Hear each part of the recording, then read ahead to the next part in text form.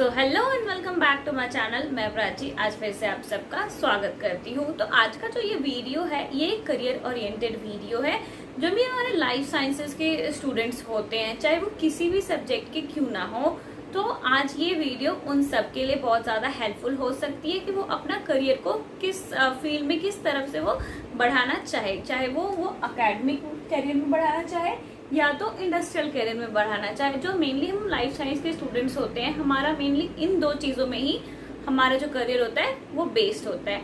तो इसी को हम डिस्कस करेंगे। तो स्टार्ट करते हैं कि जैसे कि हमारा जो स्टूडेंट है वो लाइफ साइंस के किसी भी फील्ड में है, तो अब वो क्या करेगा। जैसे उसने स्टडी कर ली, तो अब वो किस फील्ड में अपना करियर सोचेगा। करियर सोचने के लिए उसे ये देखेगा कि किस फील्ड में ज़्यादा पैसा है, किस फील्ड में ज़्यादा रिस्पेक्ट है हमारी, और सी जो डिसेंट लाइफ हमें मिल सकती है वो किस फील्ड में हमें मिल सकती है। तो उसके लिए वो हमारे पास दो ऑप्शन आएगा। एक तो आएगा हमारा इंडस्ट्रियल करियर, और तो फिर जो हमारे पास आता है अकेडमिक। तो सबसे वन बाय वन हम डिस्कस करेंगे अकेडमिक और इंडस्ट्रियल के बारे में। तो हम स्टार्ट करते हैं अकेडमिक करियर के बारे में। तो नंबर वन जो हम बात करेंगे वो हम अकेडमिक के बारे में बात करेंगे।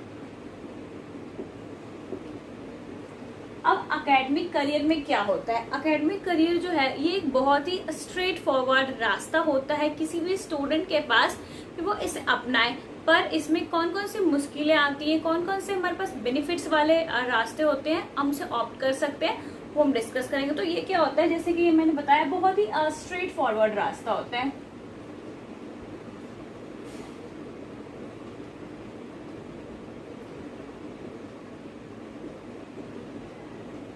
इसमें मतलब कुछ नहीं है, बिल्कुल ही सीधा रास्ता होता है। इसमें क्या होता है, हमें सबसे पहले क्या करनी होगी, अपनी ग्रेजुएशन करनी होगी। ग्रेजुएशन के बाद हम अपनी पोस्ट ग्रेजुएशन करेंगे। इसके बाद हम अपनी पीएचडी वगैरह होगी वो सब करेंगे। तो एकेडमिक में हमें पहले क्या एलिजिबिलिटी क्राइटेरिया होने चाहिए, हमें क्या स्टडी वगैरह करके रखना चाहिए। तो उसके लिए क्या आता है, हमारे पास ग्रेजुएशन, पोस्ट ग्रेजुएशन और पीएचडी होनी चाहिए। अब इसके में जैसे कि हम लाइफ स्टाइल के स्टूडेंट्स हैं, तो ये नहीं कि आपने अगर यहाँ माइक्रोबायोलॉजी से ग्रेजुएशन की है तो यहाँ पे कोई और सब्जेक्ट आप ऑप्ट कर लो।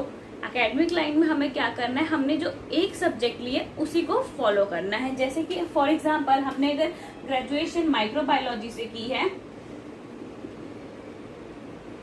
माइक्रोबायोलॉजी से अगर हमने की, तो हमें यहाँ पे सेम कंटिन्यू करना पड़ेगा। जो हमारी पोस्ट ग्रेजुएशन होगी उसे भी हमें अपनी माइक्रोबायोलॉजी से ही कंप्लीट करनी होगी। जैसे कि हमने ये कर दिया, हमें अपनी सब्जेक्ट को चेंज यहाँ पे नहीं करनी है। तो एक तो देखा कि आपने जो एकेडमिक लाइन है वो स्ट्रेट है, और यहाँ पे हमें अपनी कोई भी जो फील्ड है उसको हमें ऑप्ट नहीं करनी है। तो मैंने इसमें आपके लिए कुछ 2-3 पॉइंट्स और लिखे हैं। अब इसके बाद आती है जो हमारी एप्लीकेशन पीएचडी आएगी। तो पीएचडी करने के लिए जो हमें इसमें क्या करना होगा, कुछ एग्जाम्स क्रैक करने पड़ेंगे। जो एग्जाम्स होते हैं जैसे CSIR के एग्जाम हो गई, और जो बहुत सारे जो डिफरेंट एग्जाम होते हैं उसको हमें क्रैक करने पड़ेंगे।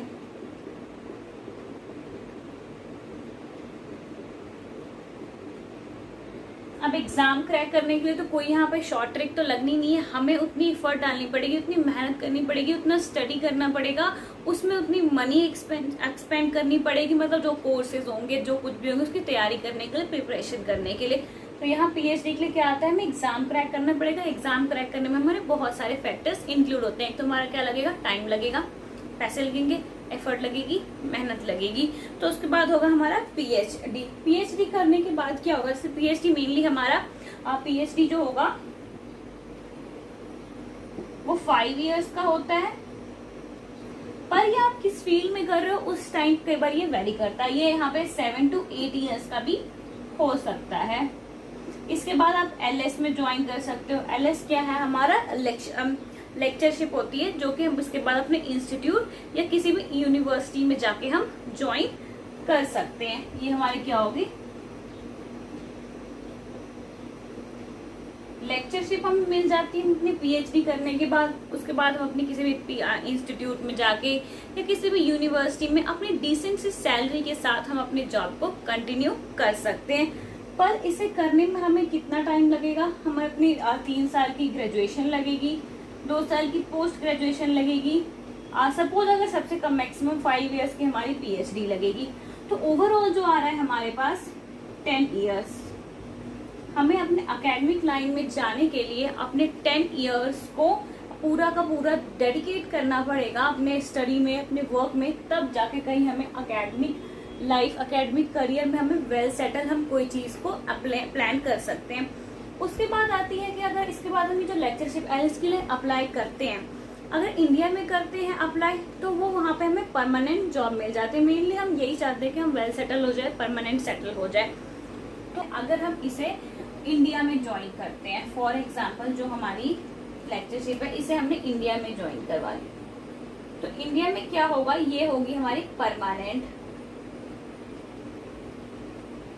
पर अगर हम बाहर, इंडिया से बाहर कहीं पे भी इस चीज को अप्लाई करते हैं, मतलब यूनिवर्सिटी या किसी इंस्टीट्यूट में जाने का चाहते हैं, तो वहां पे जो ये लेक्चरशिप की जो जॉब होती है वो परमानेंट नहीं होती है। वहां पे भी किसी भी इंस्टीट्यूट या किसी भी यूनिवर्सिटी में एक बॉन्ड के साथ आपको रखा जाता है, जैसे 5 ईयर्स, 10 ईयर, 20 ईयर्स आप उस कॉलेज में पढ़ाओगे और आपका क्या फीडबैक, क्या रिजल्ट मिल रहा है, उसके अकॉर्डिंग आपको आगे रखना है या नहीं रखना है, ये उनकी डिसीजन होती है। इसको मे बी शायद टेन्योर कहते हैं, मुझे इतना इसका वर्ड एग्जैक्ट नहीं पता, इसे टेन्योर कहते हैं वहाँ पे, कि मतलब जैसे आप वो थोड़े थोड़े दिन पे रखते हैं और वो रिव्यू लेते हैं, फीडबैक लेते हैं, अगर ठीक रहता है तो करते हैं। तो मतलब ये परमानेंट नहीं होता। इंडिया में जो होती है वो हमारी परमानेंट होती है, अदर स्टेट, अदर कंट्री कह लो, वहां पे ये परमानेंट नहीं होती है। वहां पे हम एक तरह से कह सकते हैं ये हमारी बॉन्ड वाइज होती है। बॉन्ड जैसे 10 इयर्स का हो गया, 20 इयर्स का हो गया, उसके बाद ये हमारी फीडबैक लेते हैं। फीडबैक लेने के बाद इन्हें कंटिन्यू करना है या नहीं करना है, ये इनकी मर्जी होती है। तो हमारे पास ये आ गया। पर जो हमारा ये टेन्योर वाला प्रोसीजर होता है जैसे अदर स्टेट में, वो काफी इफेक्टिव होता है अगर एज ए स्टूडेंट या एज ए हम पेरेंट्स सोच के देखें उस चीज को। क्योंकि इंडिया में हम कई जगह देखते हैं क्या कि जैसे हमारे कोई भी टीचर्स है, कोई लेक्चरर है, वो हमें आते हैं, डिक्टेट करते हैं, वो तो समझाते नहीं है, कोई उनकी उतनी गाइडेंस चेकिंग नहीं होती, क्योंकि उनके ऊपर उतना ऊपर से कोई प्रेशर नहीं होता है। तो वो हमें कॉलेज में भी आके समझाने की जगह उस चीज़ को क्या करते हैं, डिक्टेट करा रहे होते हैं और सारे बच्चे लिख रहे होते हैं। तो ये ऐसा क्यों होता है? क्योंकि वो प्रॉपर चेकिंग, प्रॉपर सर्वे नहीं हो रहा होता है और उस टीचर को कोई भी डर नहीं होता कि मतलब अगर हमने अच्छा नहीं किया तो हमें निकाल दिया जाएगा। उसे लगता है कि उसकी जॉब परमानेंट हो गई तो वो फिक्स है। तो आप मुझे कमेंट करके ज़रूर बताएं कि आपको इन दोनों सिस्टम में से कौन सा सिस्टम बेटर लगता है, हमारा इंडिया का सिस्टम या बाहर का सिस्टम। इंडिया के सिस्टम में हमारा क्या होता है, हम अपना परमानेंट जॉब मिल गई, हम आराम से रह सकते हैं। इवन गवर्नमेंट स्कूल्स में भी ये हो रहा होता है। तो आप मुझे कमेंट करके ज़रूर बताएं।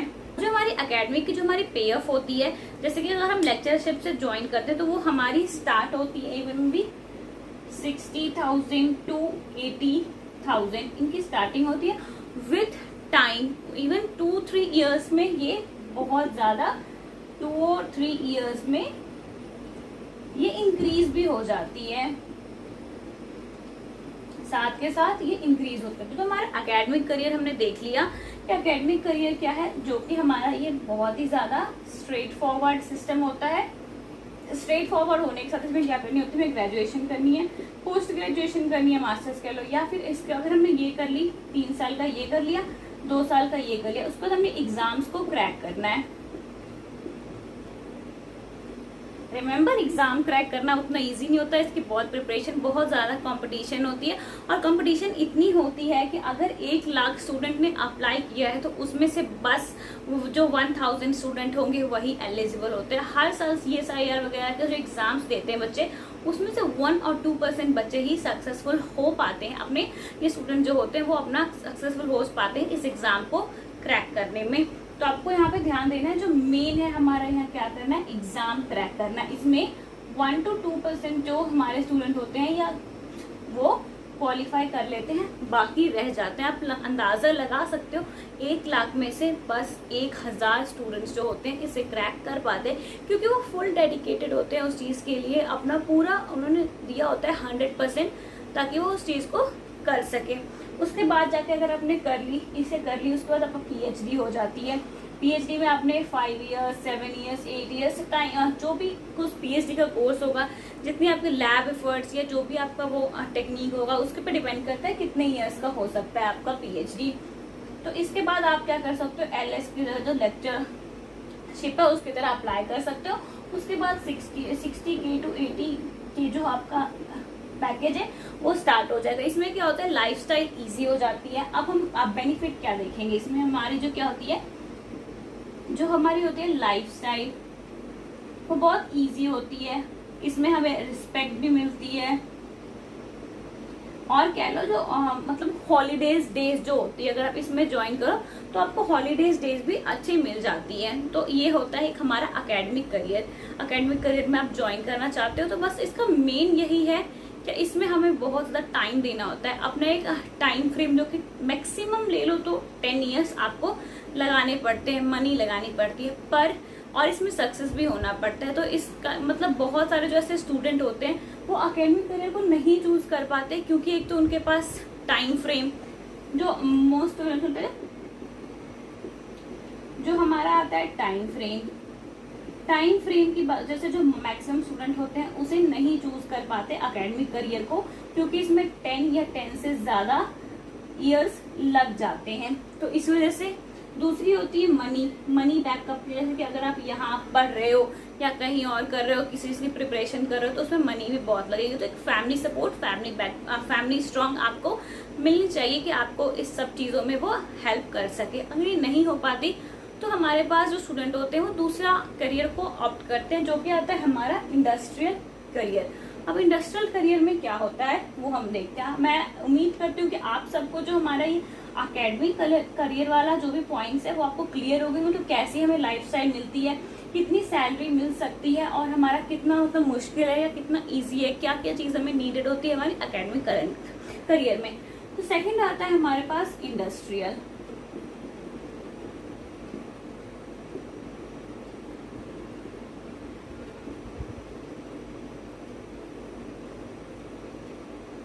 अब इंडस्ट्रियल करियर मतलब आपको समझ ही आ रहा है कि इसमें उतना ज्यादा हमें कोई टाइम टेकिंग नहीं होगा, पर इसमें भी ऐसा नहीं कि टाइम, तो इसमें मैक्सिमम स्टूडेंट क्यों आते हैं, क्योंकि जो एकेडमिक करियर है उसे वो उतना ऑप्ट नहीं कर पाते। उसका रीजन मैंने बता दिया, टाइम वगैरह, फैमिली जो भी होती है।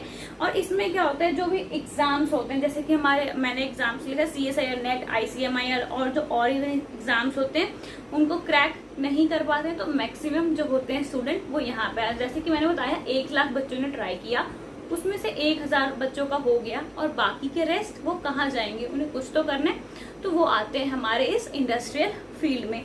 इंडस्ट्रियल फील्ड में क्या होते हैं, जो भी हमारे यहाँ पे तो plenty of life sciences fields के स्टूडेंट्स आते हैं, कह सकते हैं।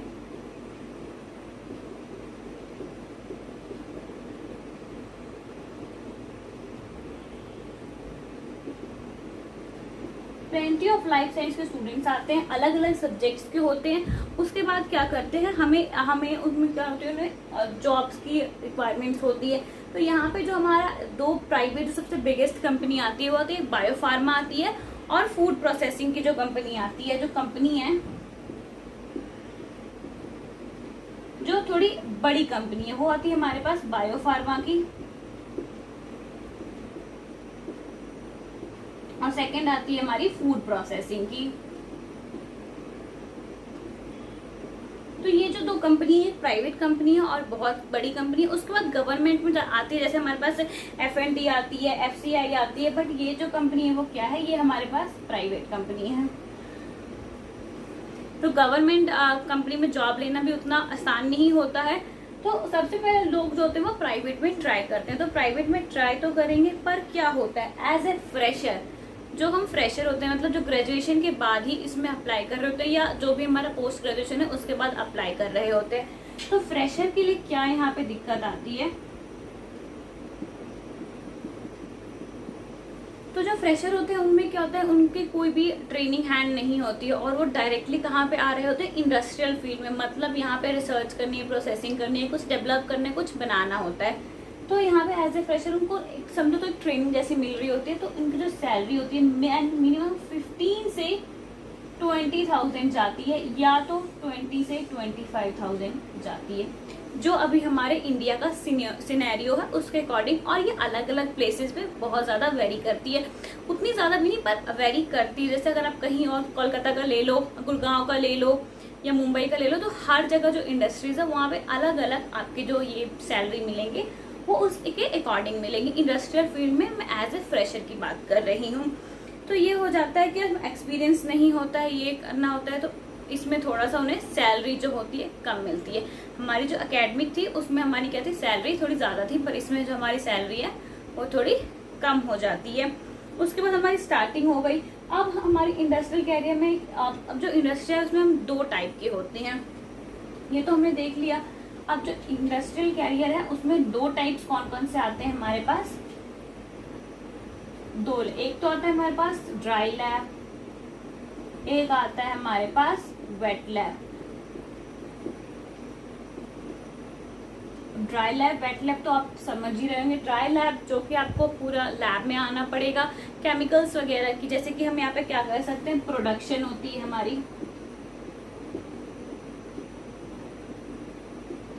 प्रोडक्शन करवा सकते हैं। कोई भी हम हमारी जो मेडिसिन वगैरह होती है उसकी, फूड की, हम फूड बिवरेज,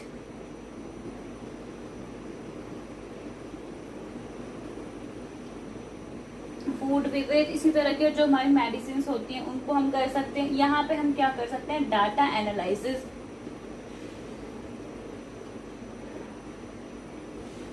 डाटा एनालिसिस कर सकते हैं। जो भी हमारी कोई भी कंपनी होती है उसके जो क्लिनिकल ट्रायल्स होते हैं उसे मैनेज कर सकते हैं।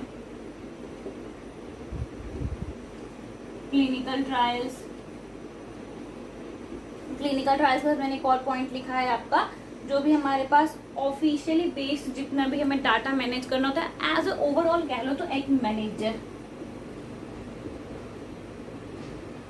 Data analysis manager. तो हमारे पास ड्राई लैब, वेट लैब में ये ऑप्शंस होती है। इसके बाद क्या होता है, इसके बेस पे हमें कुछ बेनिफिट्स मिल सकते हैं। जो बेनिफिट्स क्या क्या होते हैं, बेनिफिट्स और ड्रॉबैक, वो तो हम ग्रेजुएशन के बाद इन सब फील्ड में अप्लाई कर सकते हैं। ग्रेजुएशन के बाद फील्ड में अप्लाई तो कर लेंगे, उसका क्या होता है, हमें 2 साल की मैक्सिमम जो होती है इसमें डिप्लोमा कर लेनी चाहिए। डिप्लोमा करने का ये होता है कि इन्हें एक मतलब जो हमारी सैलरी पैकेज जो होती है और थोड़ा सा एक्सपीरियंस बेस्ड तो कह लो थोड़ा सा इंक्रीज हो जाता है। उसके बाद हम पीएचडी नहीं कर पाते तो हम डिप्लोमा कर लेते हैं किसी भी फील्ड में। डिप्लोमा करने के बाद हम इस चीज में अप्लाई कर सकते हैं। कोविलेंस, पेटेंट के जो मैनेजमेंट होते हैं, पेटेंट ट्रायल्स, इन सब में हम अप्लाई करने के बाद 6 मंथ की जो हमारी इंटर्नशिप होती है, पेड इंटर्नशिप, जैसे कि हमने ये देख लिया कि ड्राई लैब, वेट लैब में क्या होता है। इसके बाद हम क्या कर सकते हैं, अब इसमें हमें अप्लाई करने के लिए हमने पीएचडी तो की नहीं है, तो पीएचडी नहीं किया तो हम क्या करेंगे, 2 इयर्स का डिप्लोमा करेंगे। डिप्लोमा करेंगे किस में कर सकते हैं, या तो पेटेंट ट्रायल में, या तो यहाँ पे फार्माकोकोविलेंस में कर सकते हैं, और भी कई सारे हैं। उसके बाद क्या होगा, इसको करने के बाद हम अपने ड्राई लैब और जो वेट लैब है उसमें 6 मंथ की इंटर्नशिप कर सकते हैं,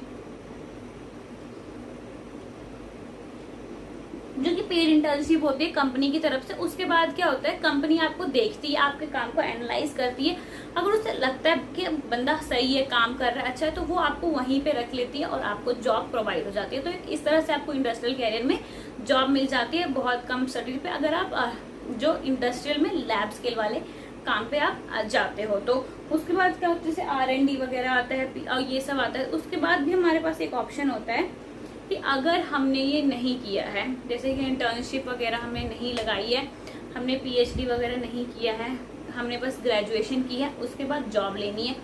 देखो जॉब तो आपको मिल जाती है, पर जो वही होती है, आपको चाहिए रिस्पेक्ट, डिसेंट लाइफ स्टाइल, सब कुछ ईजी, वो उतना नहीं हो पाता है। जैसे कि हमने लाइफ साइंस फील्ड को ऑप्ट किया है, तो इसके जो कैरियर ऑप्शन में क्या होता है, हमें टाइम देना पड़ता है। हम जितना ज़्यादा टाइम, जितना ज़्यादा एफर्ट देते हैं, हम उतना ज़्यादा पे बैक ले सकते हैं। एकेडमिक में क्या होता है, जितना भी हमने लगाया होता है मनी, टाइम, वो सब एक बार टाइम वो पे बैक हो जाता है हमारे टाइम के साथ। बस इंडस्ट्रियल में क्या होता है, हमें अपना फुल 100% देना होता है, और जो इसकी टाइमिंग्स होती है काम करने की, वो 11 से 12 घंटे होते हैं। इसमें जो हमारा इंडस्ट्रियल फील्ड में टाइम होगा वो 11 to 12 आवर्स होता है, और ये टारगेट बेस्ड जॉब होते हैं।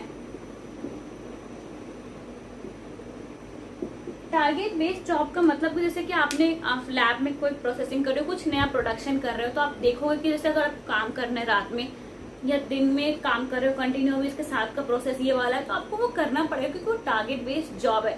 आपको बहुत ज्यादा मेहनत करनी पड़ती है और जो स्ट्रेस लेवल होता है वो भी बढ़ता है, पर उसके बाद आप धीरे धीरे इसमें इंटरेस्ट लेते जाते हो, आप ग्रो करते जाते हो, लेकिन आप टीम लीडर बन जाते हो, उसका सबको करते हो, आप सबको ग्रुप लीडर कह सकते हैं उसे। तो इस लेवल पे जब आप पहुंच जाते हो तब आपकी जो सैलरी हो जाती है वो थोड़ी अच्छी हो जाती है और आप स्ट्रेस फ्री हो जाते हो और अपने करियर में आप वेल सेटल हो जाते हो। पर इंडस्ट्रियल में बस क्या होता है, थोड़ी सी परेशानी आती है हमें। तो ये था मेरा इंडस्ट्रियल और एकेडमिक करियर जो कि मैंने आपको बता दिया है। तो आप जो भी लाइफ साइंस के फील्ड में जिस भी सब्जेक्ट में है आप, तो उसमें आप इसको देख सकते हैं। अगर होता है कि आपको इंडस्ट्रियल में ही आना है तो अगर आपके पास थोड़ा सा टाइम है तो आप एक MBA का कोर्स भी कर सकते हैं। MBA करने का उसका कई होते हैं जो कि हमारे पास ऐसे स्टूडेंट्स होते हैं कि जिन्हें फिक्स है कि हमने बस ग्रेजुएशन करनी है, वो इंडस्ट्रियल फील्ड में आ सकते हैं और जो भी पैकेज के साथ वो स्टार्ट करना चाहते हैं वो स्टार्ट कर सकते हैं। उसके बाद टाइम टू टाइम वो ग्रो कर सकते हैं। तो आप मुझे जो टेन्योर जो इंडिया में हमारे जो सिस्टम है और जो बाहर जो सिस्टम है टीचर्स को ऑप्ट करने का, जो लेक्चरशिप को, उस पर मुझे जरूर कमेंट करके बताएं। तो मिलते हैं नेक्स्ट इन्फॉर्मेटिव वीडियो के साथ, तब तक के लिए थैंक यू, टाटा बाय।